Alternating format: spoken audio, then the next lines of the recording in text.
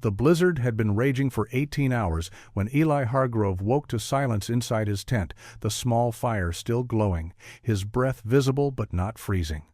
Outside, 3 prospectors lay dead in their collapsed canvas shelters less than 200 yards away, frozen solid in the worst whiteout the Colorado Rockies had seen in a decade. Before we begin, let us know where you're watching from, and if stories of frontier survival speak to you, hit subscribe, because tomorrow's tale might just save your life in ways you never expected. The year was 1856, and the Colorado Rockies were experiencing their 3rd season of the Great Gold Rush. Men had flooded into the mountains by the thousands, chasing rumors of strikes and following creeks that promised fortune. Most came in spring and left before the first snow. The smart ones, anyway. But some stayed through winter, working claims they believed were rich enough to justify the risk. Eli Hargrove was one of those men. This would be his 3rd winter in the high country, working a claim near Pikes Peak alongside his partner, William Creston. They had met 2 years earlier in a Denver supply house and formed the kind of partnership common among prospectors. Equal shares, mutual trust, and an unspoken agreement to watch each other's backs in country that could kill a man in a dozen different ways. Their claim was modest but consistent. They pulled enough gold from the creek gravels to keep them supplied and motivated. The work was brutal. Dawn to dusk, shoveling, sluicing, hauling water in conditions that grew harsher as autumn progressed. By late September, frost coated their pans each morning. By early October, ice formed at the creek edges overnight. They worked until the ground froze too hard to dig, then shifted to processing stockpiled material and maintaining their camps. Each man kept his own tent about a quarter mile from the other, close enough for safety but distant enough for privacy. The arrangement had worked well for 2 seasons. Their shelters were typical of prospector camps throughout the Rockies. Canvas tents, 7 feet long and 5 feet wide at the base, stretched over simple wooden frames. A-frame design, single entrance, no window. Inside, a fire pit dug into the dirt floor with rocks arranged for a small cook fire. Bedding consisted of wool blankets and whatever hides a man could afford or trap. The canvas itself was heavy duck cloth, waxed to shed water. It kept out rain and blocked wind moderately well. For 3 seasons of the year, it was adequate. But winter in the high Rockies was different.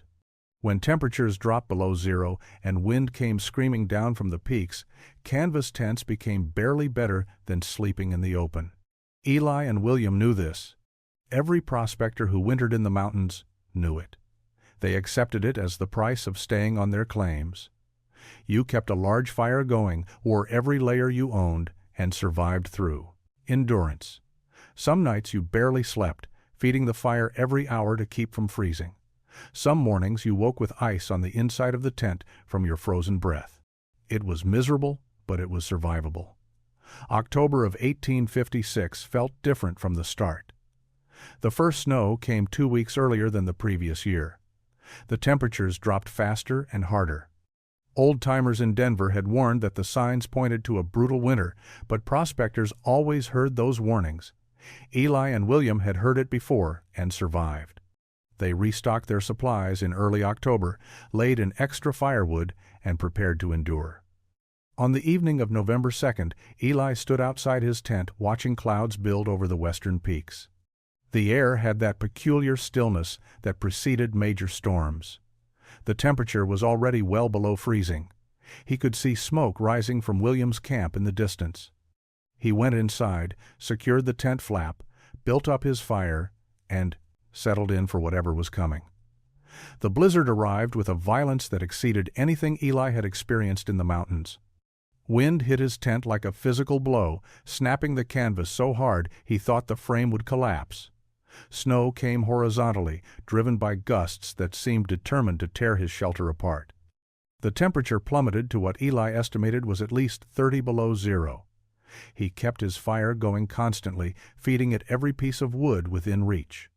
The flames provided heat, but the canvas walls offered almost no insulation. Cold radiated through the fabric as if it were not there at all. He could feel wind cutting through gaps in the tent flap, through seams in the canvas, through every tiny opening. He wore his wool coat, his blanket wrapped around his shoulders, and still he shivered. The storm did not let up. Hour after hour, the wind screamed and the snow fell. Eli burned through his interior wood supply by the second day and had to venture outside to grab more. The short trip was terrifying. Visibility was zero. The wind nearly knocked him off his feet. He grabbed an armload of wood and stumbled back inside, gasping. His hands were numb within seconds despite his gloves. By the third day, the storm began to ease. The wind remained strong, but the snow lightened from a complete whiteout to merely heavy snowfall. On the morning of the fourth day, November 6th, the storm finally broke. An eerie silence replaced the howling wind. Eli pushed open his tent flap and looked out at a transformed landscape. Snow had drifted to depths of 4 and 5 feet. He thought immediately of William. They had agreed before winter that they would check on each other after major storms. Eli, dressed in every layer he owned, strapped on snowshoes, and began the trek to William's camp. The quarter-mile journey took nearly an hour. When he reached William's tent, he knew something was wrong. No smoke rose from the camp. The tent sagged oddly, partially collapsed on one side. William was inside, frozen solid. He lay curled in his blankets near the fire pit, where only cold ashes remained. One corner pole had failed under the weight of snow. The fire had gone out, likely during the second night when William had been too exhausted to keep feeding it. Once the fire died, he would have had perhaps an hour before the cold killed him. Eli stood in the entrance, unable to move. This was his partner. This was a man who had done everything right, prepared properly, survived 2 previous winters, and the cold had killed him anyway. That night, sitting by his fire, Eli could not stop thinking about how close he had come to the same fate. His tent had held, his fire had stayed lit, but only barely. If the storm had lasted one more day, if his wood supply had run short, if his tent pole had failed, he would be the frozen corpse. The reality of mountain life had always been abstract until that moment. He knew men died, he knew cold was dangerous. But seeing William's body made the danger concrete and immediate. Eli realized something that night that would consume him for the next 6 months. The canvas tent he now occupied alone offered almost no real protection. A determined winter storm could kill him just as easily as it had killed William, and there had to be a better way. Eli buried William 3 days later when the ground thawed enough to break with a pickaxe. He marked the grave with stones and spent that evening alone in his tent, unable to sleep. The grief was real, but what consumed him was something else entirely. Fear mixed with determination. He had seen what the cold could do, and he refused to accept that death by freezing was simply the price of staying in the mountains. Most men would have packed up and left for Denver. The sensible choice was to descend to lower elevations, wait out winter in relative safety, and return in spring. But Eli stayed. Something had shifted in his mind the moment he found William's body. He became fixated on a single question. Why did canvas tents fail so completely in extreme cold? He began paying methodical attention to how cold penetrated his shelter. On clear nights when temperatures dropped, he could feel wind cutting through the canvas as if the fabric were barely there. He noticed that his buffalo hide blanket, the one he slept under, provided far more warmth than the tent walls ever did. The hide was thick, dense, nearly windproof. He would wrap himself in it and feel immediately warmer, even when the tent itself was freezing. One morning, he conducted a simple experiment. He draped his buffalo hide over one section of the tent wall and sat near it for an hour. The difference was immediate and unmistakable. That section of tent felt warmer. Less wind came through. The hide created a barrier that canvas alone could not match. The observation seemed obvious in retrospect, but it sparked something in Eli's mind. What if the entire tent could have that protection? He started thinking through the mechanics. A single hide was not large enough to cover his whole tent. He would need multiple hides, at least 4 or 5, maybe more. And they were heavy. Simply draping them over the tent would create problems. The weight might collapse the frame. They would slide off in wind or snow. There had to be a method for securing them properly. Over the following weeks, Eli visited other prospector camps when weather permitted. He saw the same problem everywhere: men huddled in canvas tents that provided minimal protection against serious cold. Some had tried minor improvements: extra blankets hung on interior walls, additional canvas layers, anything to create more insulation. Nothing worked well enough to matter. The fundamental issue remained: canvas was too thin, too porous, too vulnerable to wind and cold. Other prospectors accepted this as unchangeable reality. Winter in the high country meant suffering through cold, feeding fires constantly, and hoping you survived until spring. Eli could not accept that. He had watched his partner freeze to death in a tent that should have protected him. The memory of William's frozen body haunted him every night. By late November, Eli had made his decision. He would go to Denver, purchase the materials he needed, and build a tent system that could withstand the worst winter the Rockies could deliver. He did not know exactly how yet, but he knew the solution involved hides layered over canvas. The details would come. First, he needed to understand the principles that made insulation work. He needed knowledge that prospectors did not typically possess. He needed to think like a builder, not just a survivalist. And that meant going to town and learning from people who constructed buildings designed to last through mountain winters. Eli arrived in Denver in early December of 1856. The town was crowded with prospectors who had descended from the mountains for winter, most spending their earnings on whiskey and entertainment. Eli ignored the saloons. He had a specific purpose, and it consumed him completely. He needed to understand how insulation worked. He started at the general stores, asking questions that made merchants look at him strangely. Why were some buildings warmer than others?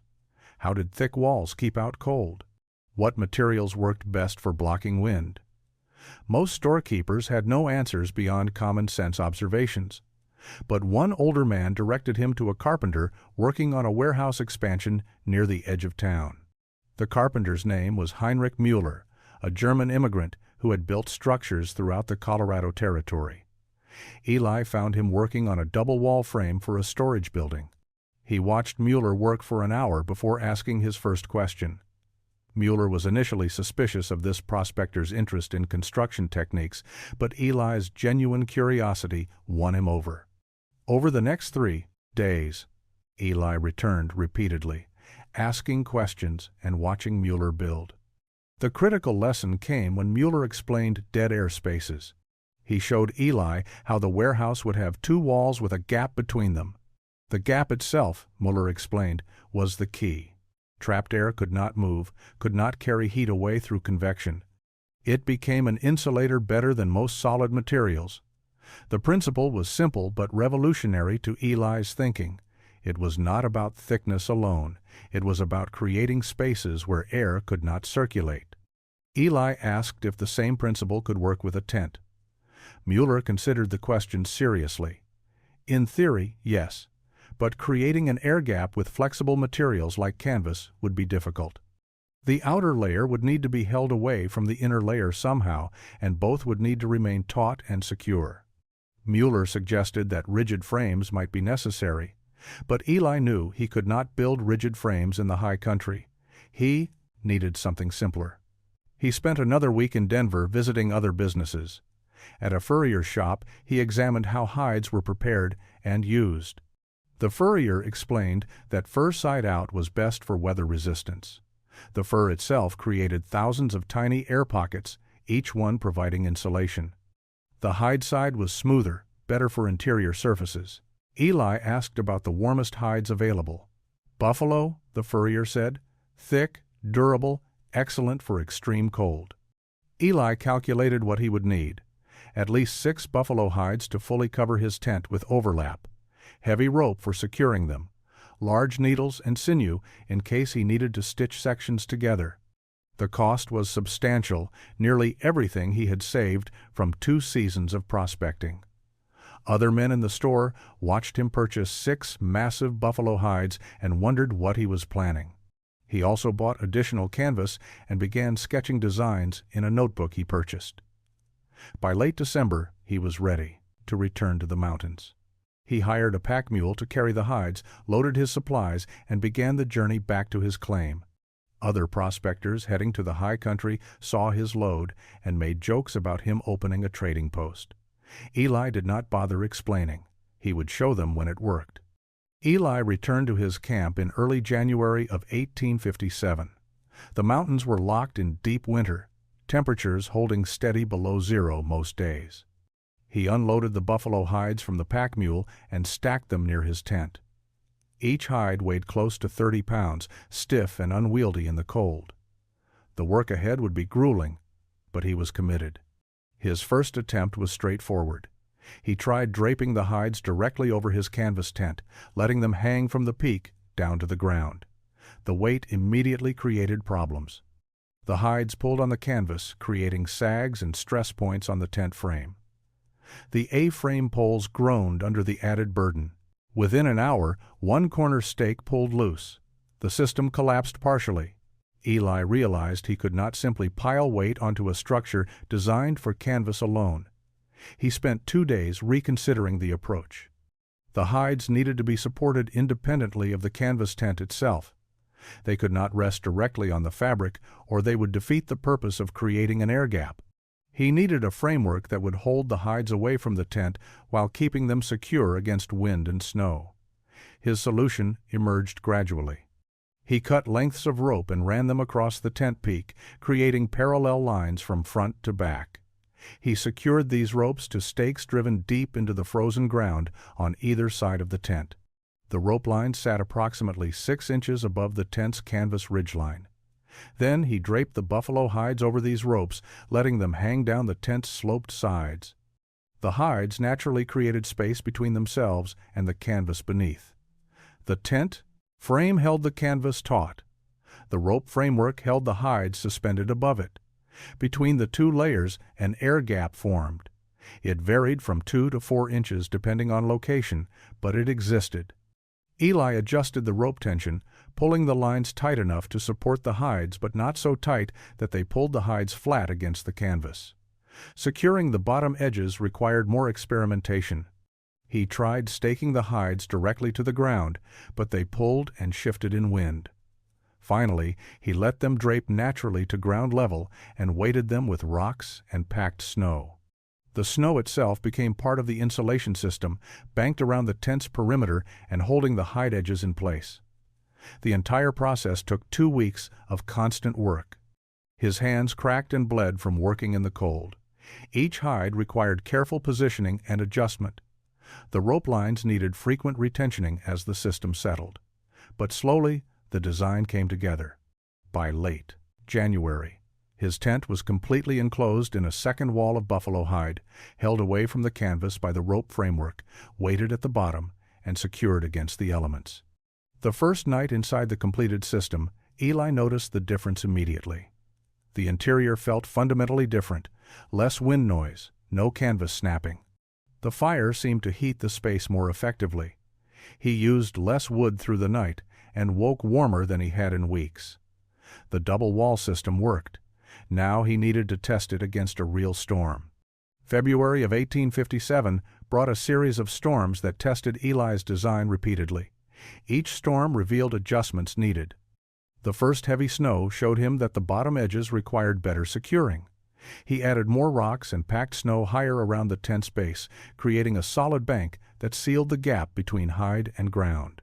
Wind found a weak point where 2 hides overlapped on the windward side.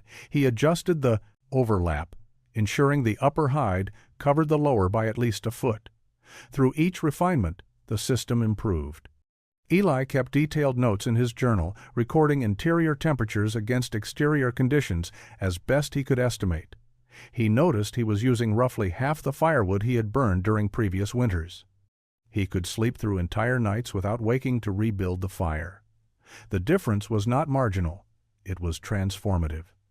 Other prospectors began noticing patterns from his camp. Smoke rose from his chimney hole more steadily, less frantically than from other tents. The desperate quality that marked other camps in deep cold was absent from his. In mid-February, Edgar Frost stopped by during a break between storms. Frost was a veteran prospector, 8 winters in the mountains, and he had a reputation for skepticism toward anything new. He stood outside Eli's tent and stared at the buffalo hide covering. "Looks like a damn animal died on your tent." "Hargrove," he said, "that weight's going to collapse your frame first heavy snow." Eli invited him inside without arguing. Frost ducked through the entrance and stopped immediately. The interior was warm, not just survivable, but genuinely comfortable. A small fire burned in the pit, but it was half the size Frost kept in his own tent. Frost touched the canvas wall, then looked up at the hide layer visible above it. "How much warmer is it?" Frost asked. Eli explained the principle. 2 walls, air gap between them, dead air as insulation. Frost listened, and for a moment his skepticism wavered. Then he shook his head. Too much trouble. Too much weight. Too expensive. He left, but Eli noticed he kept glancing back at the tent as he walked away. The real test came in late February.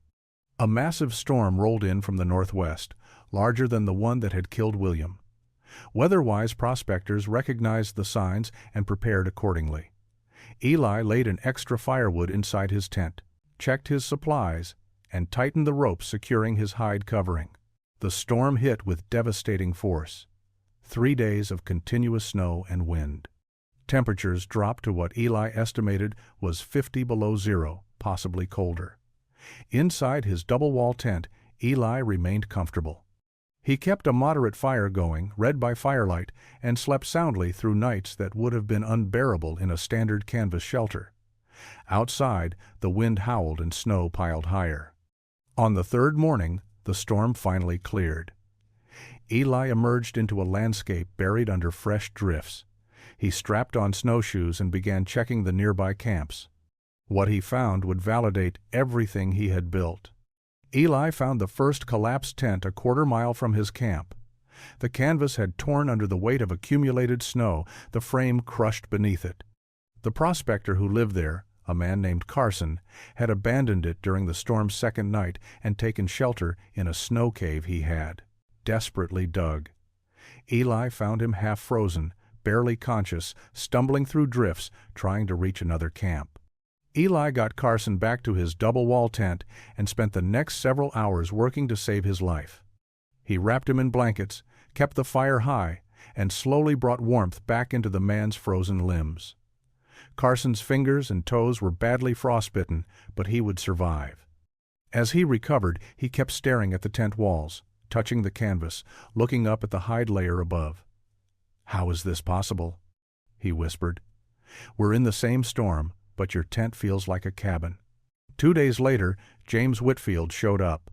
Eli had met Whitfield the previous fall, a competent prospector working a claim 3 miles north. Whitfield looked like he had been through hell. His clothes were crusted with ice.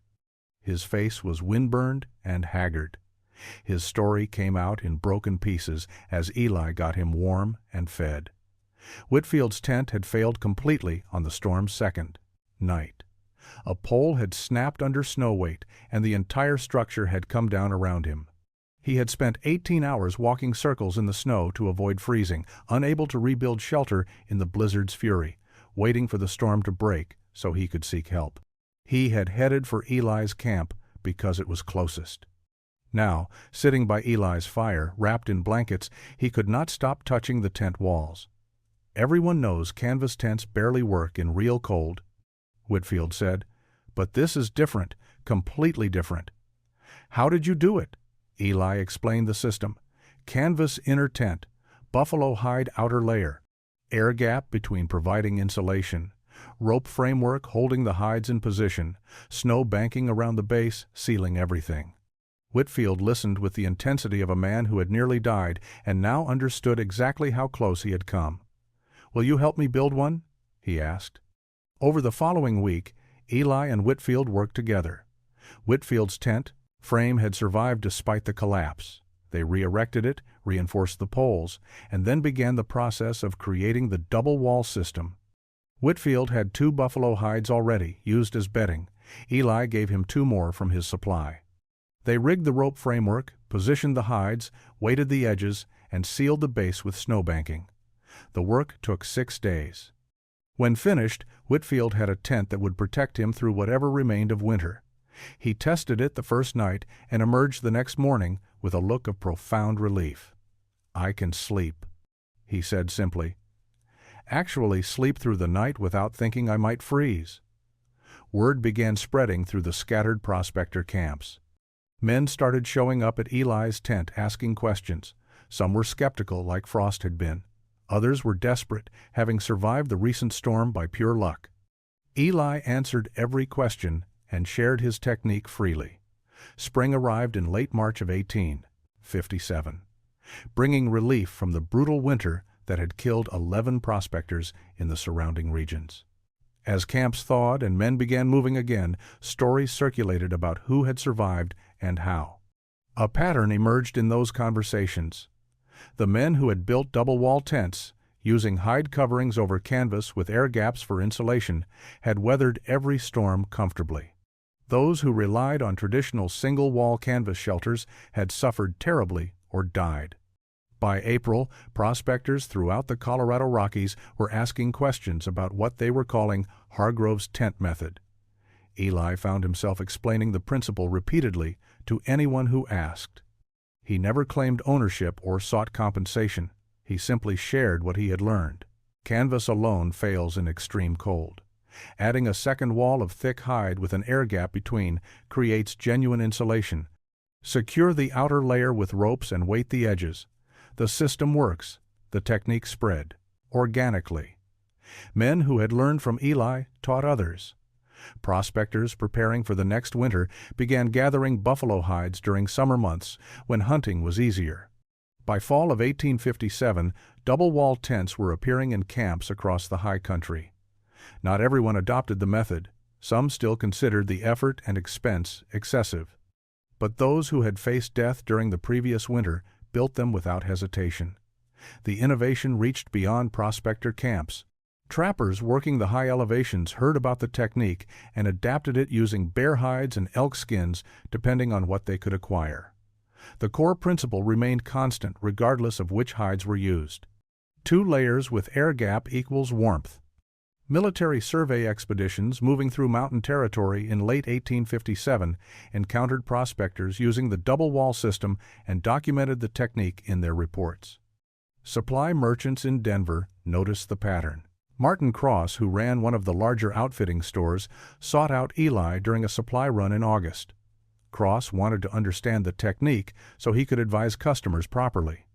Eli explained everything, and Cross began stocking buffalo hides specifically for prospectors preparing winter shelters. He displayed a small model in his store showing how the double-wall system worked. Winter of 1857–58 proved less severe than the previous year, but the difference in survival rates was dramatic. Deaths from exposure dropped significantly in regions where prospectors had adopted the double-wall tent method. Men who had mocked the innovation the previous year quietly built their own versions before the first snow fell. The technique continued spreading to other mining regions. Montana prospectors heard about it from men who had wintered in Colorado. Wyoming trappers adopted it after seeing the results firsthand. Nevada miners working high-altitude claims built variations using whatever hides were locally available. The specific details varied based on materials and individual skill, but the fundamental principle remained consistent. By 1859, the double-wall insulated tent had become standard practice for anyone planning to winter in mountain conditions. Eli watched this spread with quiet satisfaction. He had solved a problem that killed men regularly, and the solution was saving lives across the frontier. He never sought recognition, never tried to profit from the innovation. It simply became part of how people survived in the mountains.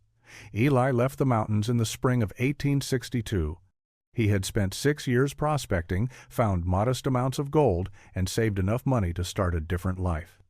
The work had grown harder as he aged, and the winters, even with his improved tent, took their toll. He sold his claim to a younger man, packed his belongings, and headed west to the Oregon Territory. He settled near Portland and married Catherine Mitchell, a schoolteacher from Pennsylvania who had come west with a wagon train the previous year. They bought a small farm in the Willamette Valley and built a quiet life far from the mountains that had nearly killed him. Eli rarely spoke about his prospecting years. When he did, he mentioned the work, the isolation, the beauty of the high country. He never mentioned the tent. Meanwhile, in the Rockies, the innovation he had created continued spreading and saving lives. By the mid-1860s, double-wall tents were considered basic survival equipment for winter mountain work. Prospectors taught the technique to newcomers as standard practice. Trappers built them automatically. Survey crews and military expeditions used variations of the system for cold weather operations. The method became so common that people stopped associating it with any individual inventor. It was simply how you built a winter tent in the mountains. Some called it the buffalo tent method. Others referred to it as double-wall construction. A few old-timers who had learned directly from Eli still called it the Hargrove system, but most had no idea where the technique originated. Eli's name faded from the story entirely. In mining camps across Montana, Wyoming, and Colorado, men built double-wall tents every fall and survived winters that would have killed them a decade earlier. None of them knew they were using a system invented by a prospector who had watched his partner freeze to death and refused to accept that outcome as inevitable. The innovation saved lives in ways that were never recorded. A trapper in Montana weathered a 3-day blizzard in 1868 because his double-wall tent held warmth. A survey crew survived an unexpected early snowstorm in Wyoming in 1870 because they had built their shelters using the technique. A family of settlers caught by winter in the high passes made it through to spring because someone had taught them how to layer hides over canvas. These survivals did not make newspapers. They were not remarkable events. They were simply people not dying in situations that would have killed them 10 years earlier. The quiet accumulation of lives saved, of suffering prevented, of families that did not lose fathers and husbands to the cold.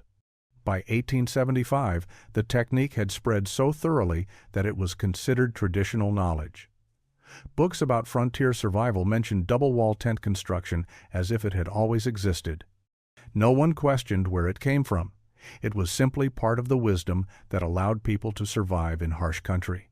Eli, working his farm in Oregon, knew none of this. He had moved on completely from his mountain years. His life revolved around crops, livestock, and the quiet rhythms of agricultural work. He had no idea his innovation had become standard practice across the entire Rocky Mountain region. Eli Hargrove died on March 14, 1883, at the age of 67. He passed quietly in his sleep on his Oregon farm, surrounded by the family he had built in his years away from the mountains. His obituary in the Portland newspaper described him as a respected farmer and community member who had come west during the gold rush years. There was no mention of prospecting, no reference to the winters he had survived in the high Rockies, and no acknowledgement of the innovation that had saved dozens of lives. But in the mountains he had left behind, his legacy endured in every winter camp across the Colorado, Montana, and Wyoming territories. Prospectors still built double-wall tents each fall, layering buffalo hides or bear pelts over canvas frames, creating the air gaps that trapped warmth and blocked wind. Trappers taught the technique to their apprentices as essential survival knowledge. Settlers moving through high country learned the method from guides who considered it basic frontier wisdom. The innovation had become so thoroughly integrated into mountain survival practice that no one questioned its origins. It simply was how things were done. If you planned to winter in the high country, you built a double-wall tent. The alternative was suffering through brutal cold or dying when temperatures dropped beyond what canvas alone could withstand. The fundamental shift Eli's innovation had created was more profound than just improved shelter. Before his double-wall system, survival in extreme mountain winters depended primarily on endurance. Men accepted freezing as inevitable and relied on toughness to outlast the cold. The strong survived, the unlucky or weak died. That was simply how it worked. After the double-wall tent became standard practice, survival shifted from endurance to engineering. Men no longer had to be tougher than the cold. They had to be smarter about how they built their shelters. The innovation demonstrated that frontier problems had solutions. Beyond simple toughness, intelligence and careful observation could eliminate dangers that had previously seemed unavoidable. Eli had never promoted his technique, never sought recognition, never tried to profit from what he had discovered. He had simply built something that worked and shared it freely with anyone who asked. That approach allowed the innovation to spread organically, adopted because it solved a real problem, not because someone marketed it or claimed ownership. The double-wall insulated tent represented something larger than just improved camping equipment. It showed that one person, facing a specific problem, could develop a solution that changed how entire communities approached survival. The technique required no new technology, no expensive materials beyond what were already available, and no special skills beyond basic understanding of how insulation worked. Years after Eli's death, abandoned Prospector camps throughout the Rockies still contained double-wall tents, their hide coverings weathered but intact, their rope frameworks still holding layers separated in the pattern Eli had developed. Silent structures that had sheltered men through winters that would have killed them otherwise, testament to what careful observation and determination could accomplish. Proof that the most valuable inventions were often the ones that simply helped people survive.